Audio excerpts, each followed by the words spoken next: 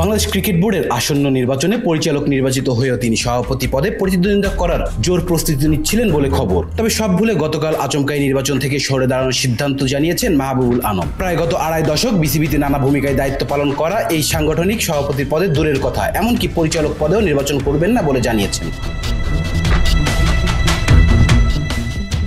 যোগাযোগ করা হলে তিনি একটি সংবাদ মাধ্যমকে বলেছেন, অনেকদিন ধরেই ভাবছিলাম বিষয়টির নির্বাচন থেকে সরে যাওয়া নিয়ে। তাছাড়া বাংলাদেশ ক্রিকেটের পরিস্থিতি যেদিকে যাচ্ছে সেই জায়গার জন্য আমি নিজেকে উপযুক্ত বলে মনে করি না। আমি একটি শান্তিপূর্ণ এবং ঝামেলাহীন জীবন কাটাতে চাই। ধারণা করা হচ্ছে সম্প্রতি তাকে ঘিরে সামাজিক যোগাযোগ মাধ্যম প্রচারণায় ব্যথিত হয়ে এই সিদ্ধান্ত নিয়েছেন তিনি। সবকিছু ঠিক থাকলে বিসিবির পরবর্তী নির্বাচন হওয়ার কথা আছে অক্টোবরে।